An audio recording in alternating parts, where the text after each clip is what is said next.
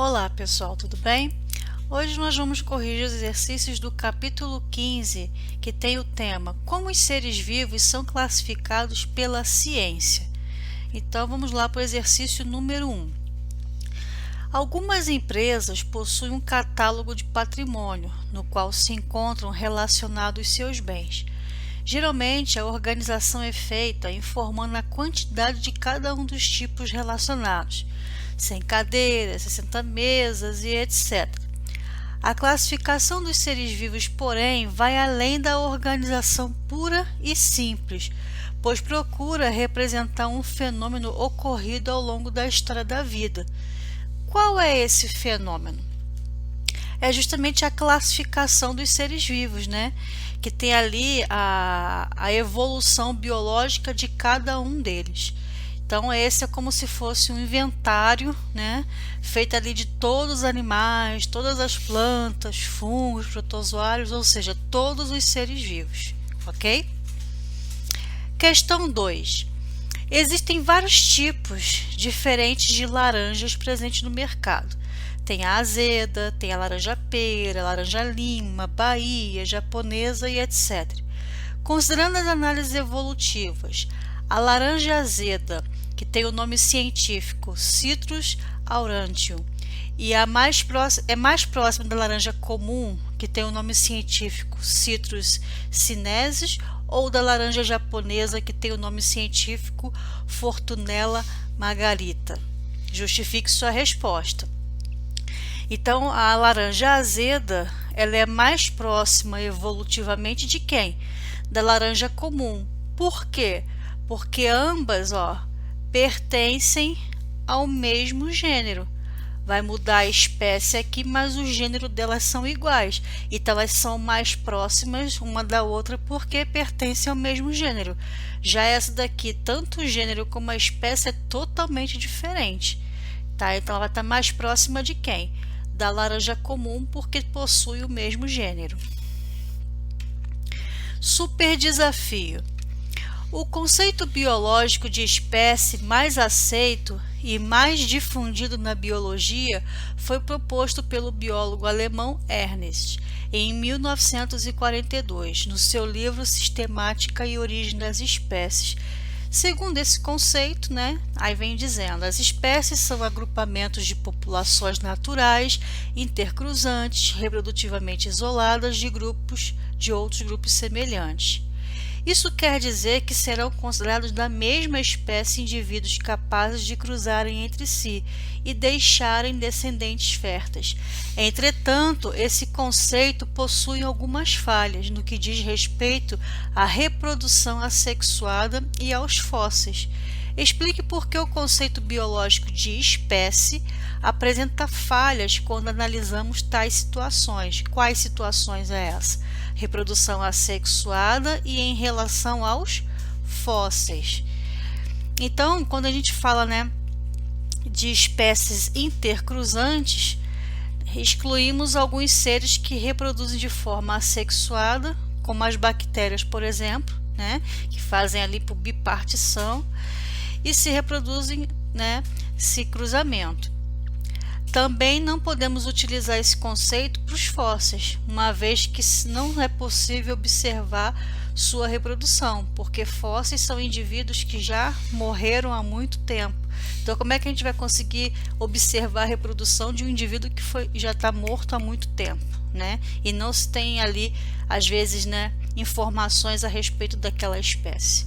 Tá? Então, tirando essas duas aí, exceções, que é a reprodução assexuada e os fósseis, aí o restante leva em consideração o conceito de espécie. Atividades finais. Número 3. Liste as atribuições da taxonomia. Então, a taxonomia faz o quê? Ela identifica, nomeia e classifica os seres vivos. Indique a principal contribuição dos estudos de Aristóteles e de Teofrasto para a classificação das espécies. Então, esses dois cientistas aí, estudando ali as espécies, contribuíram com o quê para a formação ali da taxonomia? Então, ambos eles criaram ali um critério de separação dos seres vivos. Então, eles começaram com uma divisão de dois grupos, dois grandes grupos, né? Que era o grupo dos animais e o grupo das plantas. Só que ainda ficava assim muito vago essa classificação. Então, por isso que depois, né, outros cientistas e outros estudos foram melhorando essa classificação, né, fazendo ali o reino, filo, classe, ordem, gênero, espécie, tá? Então, primeiro foi só separado entre esses dois grupos, animais e plantas, baseado ali só na possibilidade de se moverem ou não. 5. Durante uma caminhada, dois irmãos encontraram o corpo, né, de uma lula gigante em uma praia na costa sul de Wellington, capital da Nova Zelândia. Aí a pergunta a que correspondem a primeira e a segunda palavra do nome científico da espécie, né, encontrada ali pelos irmãos. Então aqui está o nome da espécie. Então essa primeira palavra aqui se refere ao quê? Ao gênero. E essa segunda palavra aqui, ao epiteto específico do gênero, que no caso é a espécie, tá?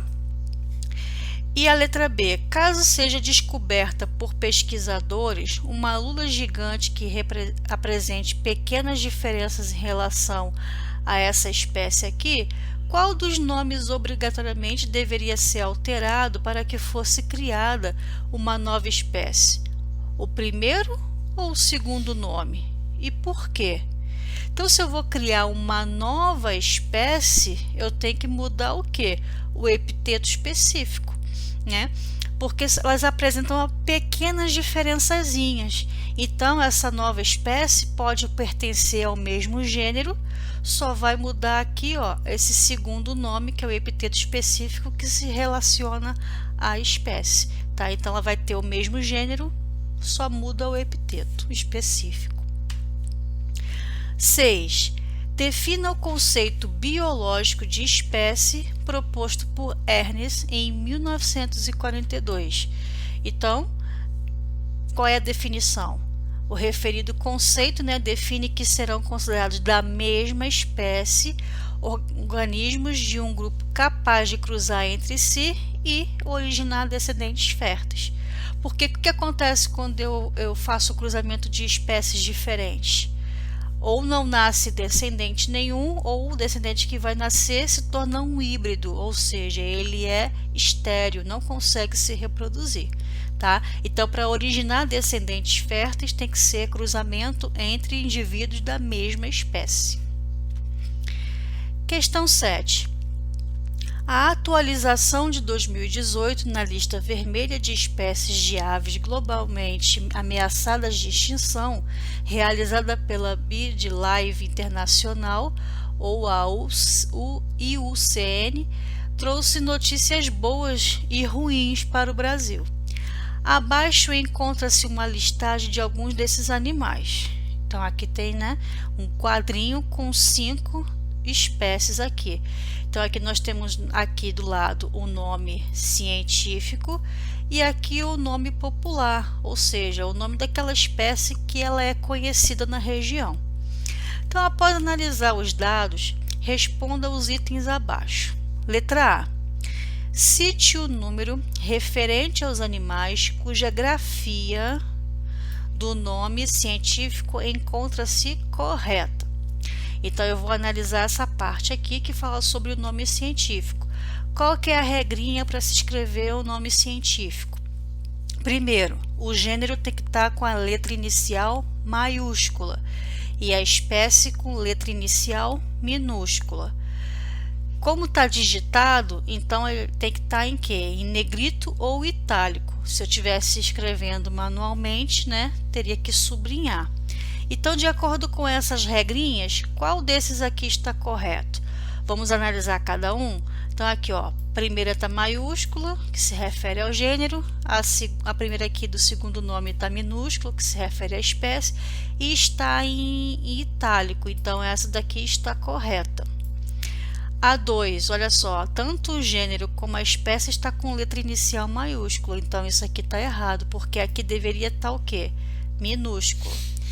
Essa daqui, ó, tá certinho. Primeira maiúscula, aqui tá minúscula e tá em itálico. Então essa tá correta. Essa daqui tá com as duas iniciais minúsculas, então tá errada porque essa daqui deveria estar com letra maiúscula. E essa daqui tá com tudo caixa alta, né? Que não é assim que se escreve, é somente a primeira letra é que vai ser maiúsculo, o resto aqui tem que ser escrito normalmente, tá? E quando a gente coloca tudo assim com letra maiúscula, a gente fala que é caixa alta. Então isso aqui tá errado. Então as únicas que estão certas aí é a 1 e a 3, né? Aí a letra B pede para reescrever os nomes científicos que está de forma errada lá no quadrinho. Então, reescrevendo todas ficariam assim, tá? Então, sempre levando em consideração a primeira inicial maiúscula do gênero, a primeira inicial da espécie minúscula. E como aqui está digitado, eu coloquei a palavra em itálico, ok? Então, é a regra que vale para todos os nomes. E a letra C. Qual o par de espécies que apresenta maior grau de parentesco evolutivo? Explique. Então vai ser o par 3 e 4 porque eles pertencem ao mesmo gênero. Então você vê aqui, ó, o 3 tem o gênero Diodê e aqui, ó, também, ó, Diomidê. Então, ó, tem o mesmo gênero. Então essas duas aqui, ó, são mais próximas evolutivamente, porque você percebe que os outros aqui, ó, são de outras espécies, outros gêneros totalmente diferentes. Então, é o 3 e o 4. Questão 8. Quando a evolução passou a ser estudada como ciência, a visão sobre a classificação das espécies sofreu alteração, abrindo caminho para uma nova área de estudo. Nomeie essa área de estudo e explique de que forma ela alterou a classificação das espécies. Então, a parte da biologia que estuda essa evolução das espécies se chama sistemática filogenética, tá? Então, esse é o nome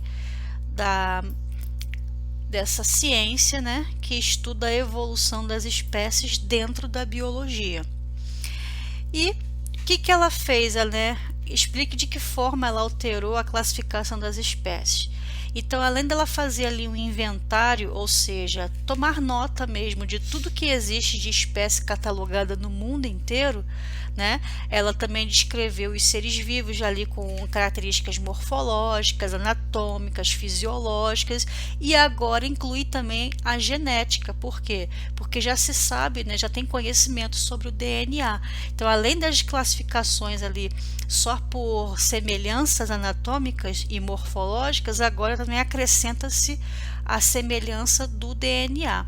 Tá? E com isso aí se estabelece as relações de parentesco evolutivo entre essas espécies. Então é a sistemática filogenética que estuda tudo isso. 9. Em 1735, Linneu publicou algumas regras para se nomear uma espécie, que ficaram conhecidas como nomenclatura binominal. Explique esse padrão de nomenclatura binominal. Então, como é que é esse padrão? Toda espécie tem um nome, e o nome é científico, e sempre com dois nomes, como se fosse um nome composto. Então, o primeiro nome se refere ao gênero, e o segundo, né, se designa a espécie, que é o epiteto específico. 10. Caracterize de forma resumida cada um dos 5 reinos de divisão dos seres vivos e apresente um exemplo de cada reino. Então, nós temos ali 5 reinos. Temos o reino Monera, que são organismos unicelulares, né, uma única célula, e procariontes, ou seja, não tem um núcleo definido por uma carioteca. Exemplo de organismos desse reino, as bactérias. Reino protista, podem ser tanto unicelular, com uma única célula, ou um indivíduo com várias células, que nós chamamos de pluri ou multicelular. E eucariontes, que já tem ali um núcleo, né, revestido ali pela membrana, que é a carioteca, guardando ali o material genético. Quem são os representantes desse reino? Os protozoários e as algas.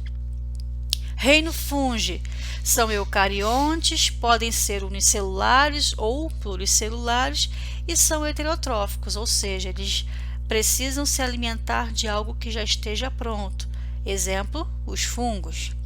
Reino Plantae são eucariontes, pluricelulares e autótrofos, ou seja, eles fabricam o seu próprio alimento através da fotossíntese. Exemplo, as plantas. E o reino Animalia são eucariontes, pluricelulares e heterotróficos. Exemplo, todos os animais. Questão 11. Uma discussão bastante importante na biologia se deu na criação de sistemas naturais e artificiais de classificação dos seres vivos. Diferencie esses sistemas. Então, os grupos artificiais, eles levam em conta apenas as semelhanças anatômicas, né? Se eles são ali parecidos um com o outro. Os grupos naturais, por sua vez, vão considerar o grau de parentesco evolutivo na classificação, né, da sistemática filogenética. E, como eu já falei, hoje se inclui até mesmo o conhecimento do DNA. Questão 12. A criação de níveis taxonômicos proporcionou a organização de seres vivos considerando inúmeras características desses seres. Enumere os níveis taxonômicos existentes em ordem crescente de parentesco evolutivo.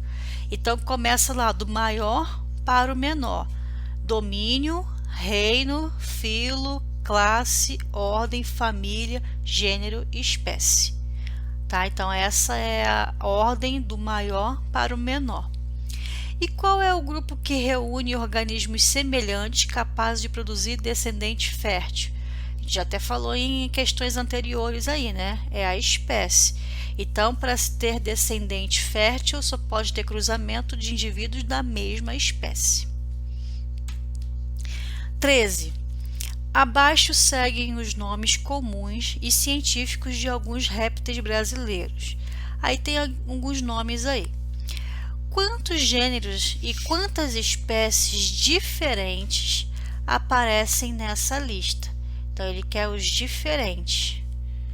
Então, se você contar ali, vão ter 6 gêneros e 8 espécies. Então, vamos contar aqui, ó.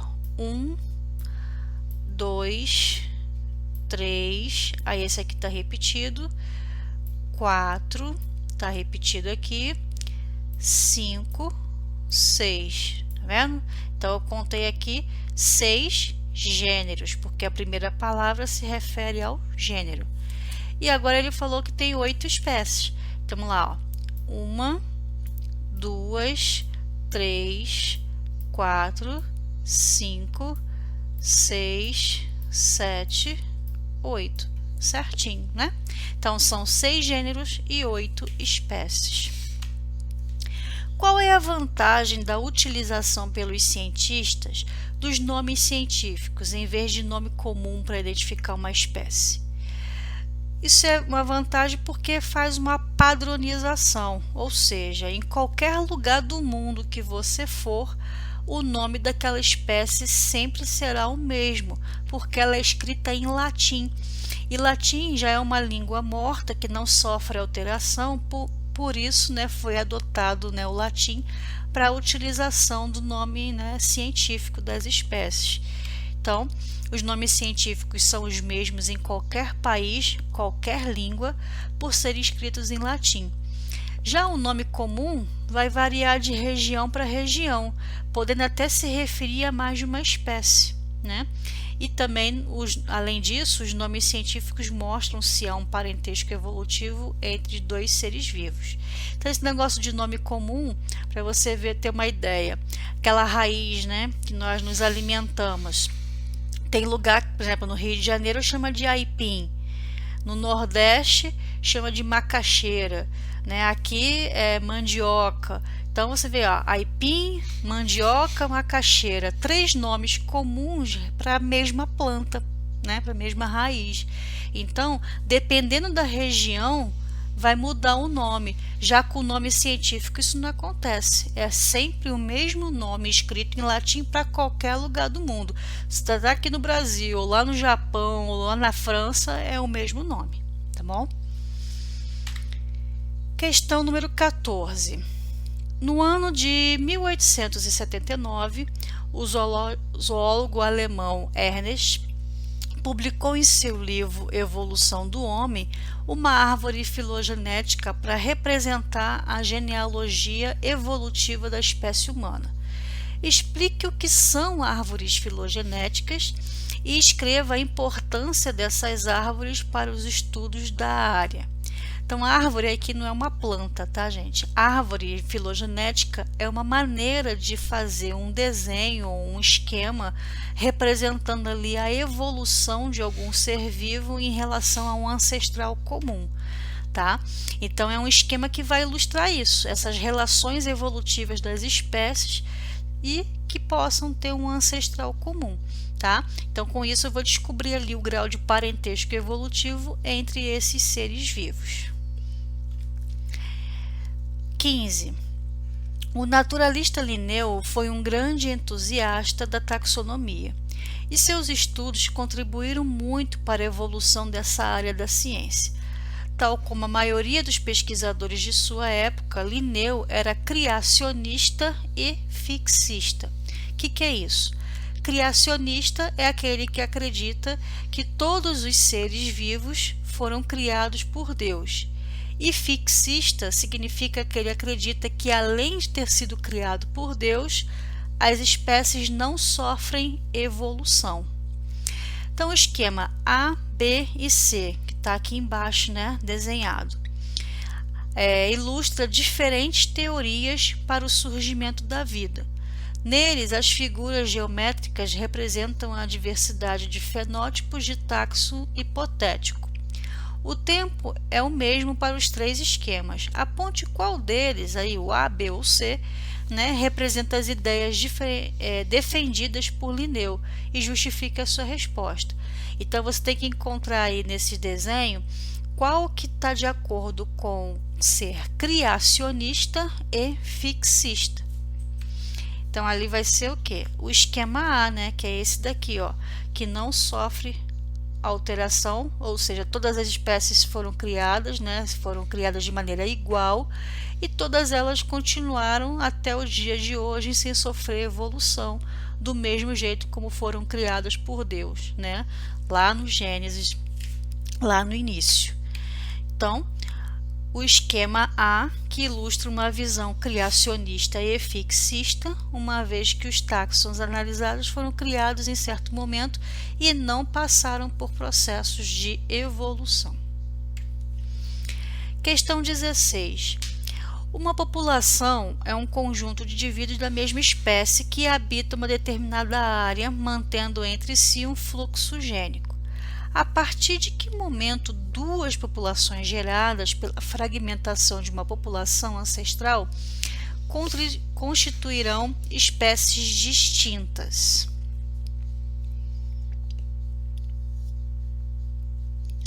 A especiação, então, vai ocorrer quando os indivíduos das duas populações isoladas não forem mais capazes de se reproduzir e gerar ali descendentes férteis, né? Então, quando eles não conseguiram mais se reproduzir, aí é que vai acontecer essa especiação. 17.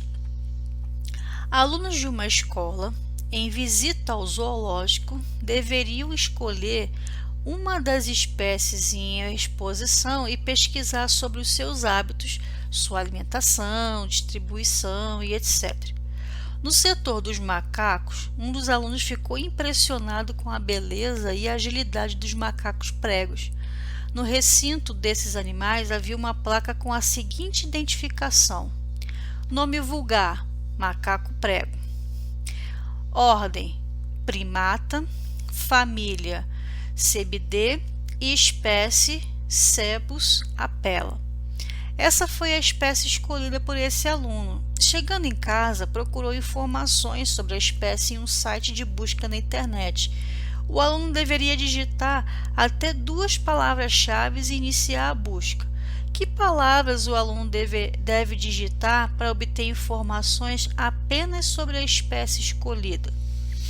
Então é simples, né? Ele tem que digitar o quê? O nome da espécie científica, porque se ele escrever o nome vulgar, pode aparecer outros parecidos, porque cada região pode chamar um macaco prego de uma outra forma, ou até com o mesmo nome se referindo a outra espécie. Então ele tem que escrever o quê? O nome científico, que é Cepos apella. E justifique a sua sugestão, né? Então a utilização de qualquer outra categoria taxonômica vai incluir informações sobre as espécies, além daquela escolhida. Então ele pode ter uma margem aí de erro na pesquisa dele muito grande se ele não for específico com a sua pesquisa. Questão 18.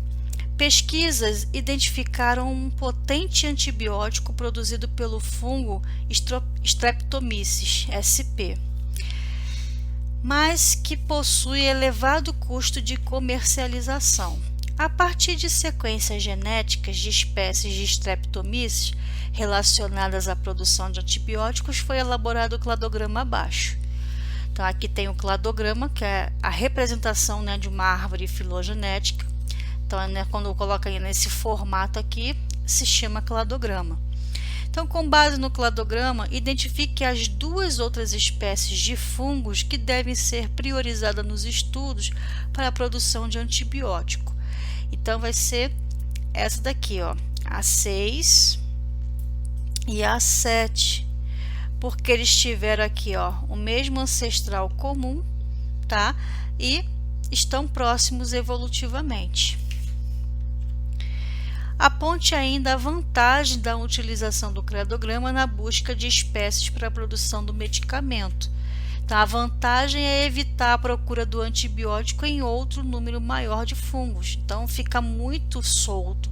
Quando eu restrito a procura para indivíduos da mesma categoria ali, ou seja, evolutivamente parecidos, fica mais fácil de fazer um antibiótico eficaz. Questão 19. Para facilitar o estudo dos seres vivos, os cientistas os dividiram em grupos chamados espécie, gênero, família, ordem, classe, filo e reino. E ainda tem domínio, né? Com base nessas categorias, responda: animais que pertencem à mesma família devem pertencer obrigatoriamente a quais outras categorias da classificação? Ó, se ele vai até a família, então daqui para trás, ó, ordem, classe, filo e reino vai ser o mesmo, né? Então, se ele pertence à mesma família, vai pertencer à mesma ordem, à mesma classe, filo e reino também, tá? Então, daqui para trás, né, todos eles vão ser pertencentes à mesma classificação. Questão 20. Linneu desenvolveu um sistema de nomenclatura para todos os seres vivos, e a biologia se tornou uma ciência a partir daí. Qual foi o critério adotado por Linneu para classificar os seres vivos? Então, semelhanças e diferenças anatômicas, porque naquela época Linneu ainda não sabia muito sobre DNA, aliás, praticamente nada, né? Então, hoje já se usa o DNA para fazer isso. Mas antigamente era só semelhanças e diferenças anatômicas, morfológicas. 21. Técnicas de hibridação ou de determinação da sequência de bases de DNA permitem estimar o grau de parentesco entre espécies de seres vivos. O resumo da árvore evolutiva esquematizado a seguir representa resultados de pesquisas realizadas com primatas utilizando essas técnicas. Então aqui, né, tem justamente esse cladograma com as porcentagens aqui, né, e aqui a quantidade de anos que viveram aproximadamente, né, seus ancestrais. Então, entre os primatas citados, relacione na ordem crescente de semelhança ao genótipo do chimpanzé. Então, o chimpanzé está aqui, que tiveram um ancestral comum que viveu cerca de 10 milhões de anos e indique ainda percentual de semelhança. Então aqui em primeiro lugar vai ser o gorila, com 2,3% em relação à quantidade de anos, fazendo ali a continha, vai dar 97,7%.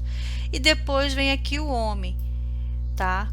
Com 1,4%, e aqui, ó, a quantidade de anos, então fazendo também a continha, vai dar 98,6%, né, de grau de parentesco com o ancestral comum do chimpanzé. 22. De acordo com o sistema binominal de nomenclatura estabelecido por Linneu, o nome científico Felis catus aplica-se a todos os gatos domésticos, como angorás, siameses, persas, abissínios e malhados. O gato selvagem Felis silvestris e o lince Felis lynx e o puma ou suarana, que é o Felis concolo, são espécies relacionadas ao gato. A que gênero pertencem todos os animais relacionados? Então você vai ver que todos eles, né, são do gênero que? Felis, né? Então todos eles vão ser do mesmo gênero, Felis. E por que todos os gatos domésticos são designados por um mesmo nome científico? Porque todos eles pertencem à mesma espécie. Aí você vai falar assim, e o angorá, o persa, o siamês? Isso não é espécie, isso é raça, tá? Então cuidado para não confundir raça com espécie. Raça existe várias dentro da mesma espécie. Então todos eles são Felis catus, tá? E a letra C. Qual dos nomes a seguir designa corretamente a família que pertence a esses animais? Então aqui tem vários nomes, né? Qual desses aqui é a que se refere à família? Lembra que existe uma regrinha para se colocar família em relação aos animais? Qual é a terminação que tem que apresentar? Terminação id, né? Se escreve idae, mas se lê id. Então o nome seria Felidae. Ok? Então aqui a família que pertence aos animais citados, né, que é a família lá dos gatos, é a família Felidae. Por quê? Porque tem essa terminação aqui, ó, da língua latina, tá, que se refere à família. Ok? E para terminar, preenchendo ali aquele quadrinho do relembrando, que tem ali um quadro mental com resumo de tudo aquilo que foi visto no capítulo. Então, o que é taxonomia? A taxonomia ela vai identificar, nomear e classificar os seres vivos que encontram-se agrupados em níveis taxonômicos. Temos também a sistemática filogenética, que identifica, nomeia, classifica e relaciona evolutivamente também os seres vivos. Esses níveis taxônicos podem ser espécie, gênero, família, ordem, classe, filo e reino. A espécie possui dois nomes. Tem o gênero, né, que é a primeira palavra, e a segunda palavra, porque é binominal, né, é o epiteto específico. Os reinos se dividem em 5. Nós temos o reino Monera, que é das bactérias, o reino Protista, que é dos protozoários e também das algas, o reino Fungi, que é dos fungos, o reino Plantae, das plantas, e o Animalia, que é de todos os animais. E nesses níveis taxonômicos, que podem ser, além desses reinos, né, eles também podem ser classificados em domínios. Aí existem 3 grandes domínios, que é os das árqueas, que tem as arqueobactérias. Tem o domínio das bactérias, que tem ali as cianobactérias também incluso. E o domínio da eucária, que vai ter todos esses aqui, ó, inseridos, os protozoários e as algas, os fungos, as plantas e os animais. No caso, o reino Monera vai estar onde? Dentro do domínio bactéria, porque Monera é o reino das bactérias e vai pertencer ao domínio próprio delas, ok? Então são só 3 domínios e 5 reinos.